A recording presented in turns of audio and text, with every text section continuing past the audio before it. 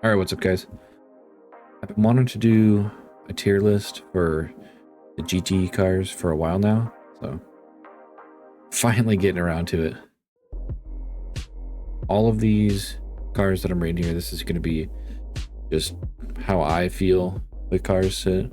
Obviously, some people are going to be able to get more value out of cars than others, but from my experience, this is where I would put the cars, like in how I treat them when I pick what to drive.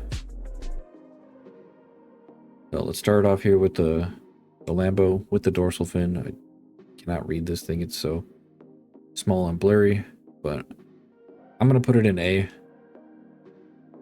In a lot of people's hands, this car is S, and it's insane, but I find it kind of tricky to drive.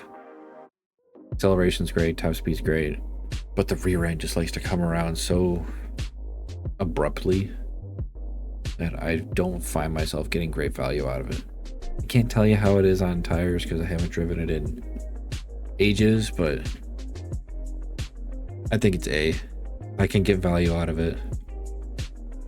Just not something that I enjoy jumping into. But moving on to the NSX, this thing is absolutely S tier. Probably your number one car right now in GT3. Acceleration's insane. Top speed is, it's decent, but the acceleration makes up for it. Braking's crazy. Handling's crazy. Tire wear's great. Like, it's just all around probably the best car in the class at the moment. The non-dorsal fin Lambo, I don't know. It's kind of a toss-up here. I think I'm going to put both Lambos in A. It could be controversial, but I don't know. I just don't really enjoy driving the things. Like, this thing is a damn rocket ship out of slow speed corners, but it falls on its face. Like, especially at Hakone or something with a long straight, it just falls on its face top end. Handling is way more understeery than the other Lambo, so it's a bit more controllable, but it cooks tires, man. Like, this thing eats. So I don't think I could put it in S, at least not for me. The Park Place Porsche,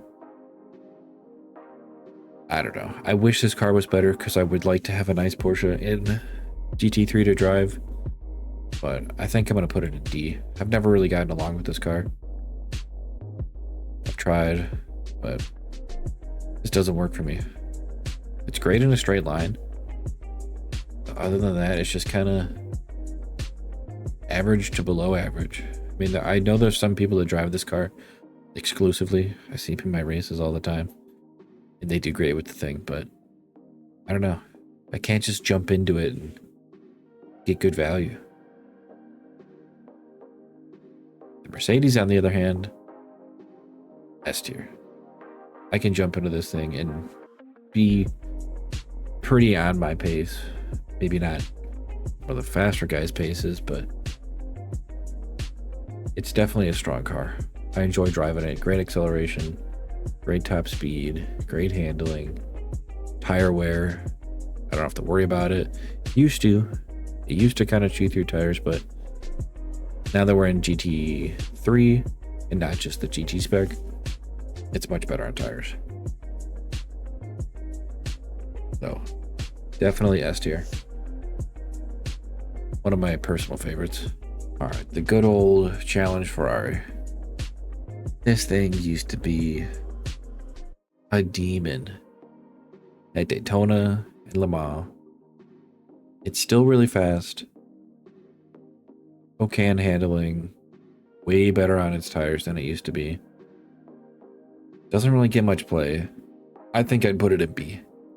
I think it's pretty average, honestly. Like, you can get away with running it at Daytona purely for the speed, but even then, you might just find yourself faster in a slightly slower car because you're going to make up so much more time in the infield than you are on the banking. So I think it's B. The new BMW. First few days, this thing was a nightmare. Like, I could not figure out how to tune this car. But now that we've had some time to drive the thing, get used to it, figure out how it likes to be tuned and driven, I think it's a solid A car. Probably top of A at the moment. I think it's a rocket ship, acceleration and top speed wise. Handling is, yeah, it's pretty average. Braking is terrible, and tire wear is okay. I know some people have trouble with the tire wear, but it doesn't seem to bother me too much, honestly. So I don't think I can go anything higher than A for me. In certain situations, it's definitely S, but overall, I think it's A. The Bentley, however, I think it's C. It used to be pretty good back before we split, but now it honestly just feels like a roadblock most of the time. Just a moving roadblock. Just a big old boat. I don't enjoy seeing these on track in front of me. Or if they do somehow get around me, I know I'm going to be stuck behind them on their bumper for however long until I can get around them. Just not a big fan of the Bentley. Doesn't do anything special. It's just painfully average. Kind of like the same thing with the Caddy, but I would put the Caddy in front of the Bentley. Caddy's faster. Like it handles, it might not handle as good as the Bentley, but I don't know. They're both just kind of down here for me. I don't really ever choose to drive these things unless I haven't driven them in a long time and I'm just kind of wanting to try something new. But I wouldn't go out of my way to choose the Cadillac nor the Bentley. The Lexus, I think the Lexus is a B tier car. Definitely need to be patient with it. You gotta figure out how it likes to be driven. The braking could definitely be better than stock. But if you tune, just throw the brakes a little bit more rearward.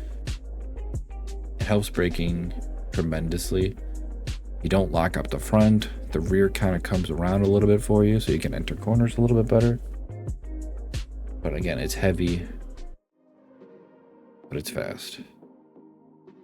So I think B is where it belongs. I don't think it goes any higher than that. Some people may be able to drive it at like more of an A tier level, but definitely not S. I mean, I'm sure there's a handful of people that can do it, but not your average driver. The McLaren. Oh, I love this car. I think it's going to be top of A. I would put it in front of the BMW. It's super easy to drive. Fantastic handling. Fantastic braking. Tire wear is great. It's pretty average on acceleration and top speed, so I kind of want to sit in people's draft for that one. But all around, it's a great car. It does what you want it to do. It's kind of like the Ford GT and GT2. You just kind of throw it at corners and it goes. So definitely a great car. Arguably S tier, but I might move that later. We'll see. The Aston's another great car. It's awful top speed wise. Acceleration's not great, but its handling and braking just make up for everything. You gain so much time in the corners on people. It's crazy. And then you kind of just sit in their draft on the long straights. You just hang in there. Then they make a mistake in the corners and you're gone. Definitely an A tier car. The Audi used to be number one S tier. Absolutely. This thing was wild. Since the split, it's really fallen from its throne. So I'm putting it at the top of B. I don't think it belongs any higher. It's still decent. Acceleration's decent. Top speed's decent. Handling is eh. Tire wear for me is awful. Like, I don't think I can think of a worse car tire wear wise. Maybe the Lambo. This Lambo. But yeah, the R8 just doesn't do it for me anymore. Just not good. All right, last one. We've got the newest Ferrari. When this thing first came out, I drove it a lot. I thought it was pretty good until I drove against some of my friends who were around the same pace, probably a little faster than me. Just couldn't keep up. So I think it's either between B and C. Definitely not A. I think I'm going to put it at high C. Top of C class here. Definitely stronger than these two. But I don't know.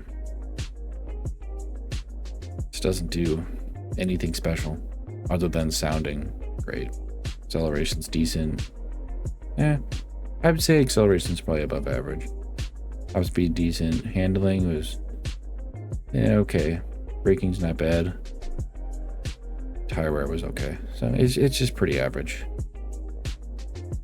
I think that's all of the GT3 cars. So that's all for GT3. Got GT2 coming up next later in the video, so stick around for that one. At round 2, time for the GT2 cars. We're going to start off with the Aston, which is the newest one in GT2, I believe. Time of recording. I think it's a good car. Was kind of tricky to get tuned right at the beginning. Not super fast, but it handles great, brakes great, good on tires, okay acceleration. I think it's an A-class car, A tier. I think it's A tier. All around good car. You'll definitely get around the track, and you shouldn't be in the gravel with this thing. Up next, we got the Ferrari. Really wanted this car to be great when it came out. Was hoping it was going to be SA, but it's kind of lackluster, honestly. I think it's a C tier car.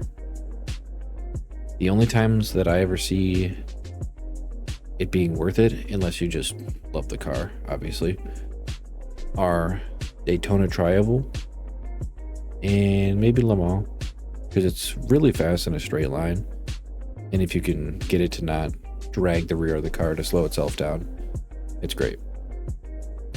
But kind of eats tires otherwise. Quite fast, decent acceleration, not super great on handling. Just kind of mid, honestly. Nothing too special about it. The Manthe. Oh man. This thing deserves its own tier. Like, it's always been tricky. I've given it a chance. Tried so many different tunes, so many different styles of tunes. Just can't get this thing to work for me, man. It's just weird. It's just a weird car. Some people, they're great with it. I mean, you might even see one finish your race in first or put it on pole with a crazy lap. I guarantee that guy's put a lot of time into that car and really enjoys it. For the most part, like, if you're just jumping in, you want to drive a Porsche in this category, don't choose this one. Choose the other one. It is so much better. All right, the Viper. The Viper used to be the king of GT. Thing was an absolute demon. But since we split into GT3, GT2, it's kind of fallen down a little bit. It's still phenomenal. I don't find it driving the same way that it used to. I find that I have to try harder with the car. But I'm going to put it in A. I'm going to put it in front of the Aston because it's definitely better than the Aston. But I don't know, the car's just not for me. I don't like short shifting. The wheelbase just kind of feels awkward to me, if that makes any sense. I don't know. It's just an odd handling car. It used to be so crazy fun. Just ripped corners, but it's just not the same beast. All right, the Ford GT. This is arguably one of my favorite cars for the class. I think you can get great value with it. Just starting out with a decent tune. It's got to be S tier for me. This thing rips. It's so good on handling, great on braking. It's not the fastest, like top speed wise. It's pretty decent accelerating wise, but it's just so nice in the corners. And that's where I find like the most of my times, in the corners. It's like, I'm trying to compare this to the Aston. I cannot drive these things like similarly at all. I mean, they're two different mid-engine versus front engine, but more comparably to the Ferrari, I guess. Like this thing is, the Ferrari is a pig compared to the Ford GT. The Ford GT just does what you want it to do. You can just throw it at corners and it goes. All right, time to get into some of the BMWs. M8, definitely S tier. This thing is phenomenal. Probably, I'd probably put it in front of the Ford GT. The car is insane at Spa, Nürburgring, Kyalami, Sunset. It's just an all-around fantastic car. The thing just rips. Everything about it. I mean, top speed, none of these cars are super insane top speed wise other than the C7, but it's a phenomenal car. Indy's another great one. The C8. This thing used to be so awesome. You would see, like in GT, before we split, the lobbies were filled with C8s. But now, I feel like I rarely see it. Like, it's so slow in a straight line. It just doesn't have the aura that it used to. So I'm putting it in B. It's a solid B car. You can still have fun with the thing, but you're gonna get beat out by so much other stuff that I don't really know if it's worth it. The M6. This one's a hard one. I think it could be either S or high A. Kind of depends on the track and your driving style. I'm gonna put it at the top of A class in front of the Viper.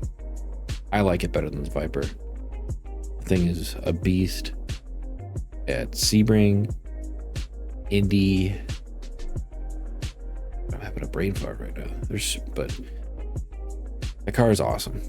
Like, I highly recommend trying it out. If you guys already haven't, it's really fun. The C7 has the same problem as the C8. It's just kind of average.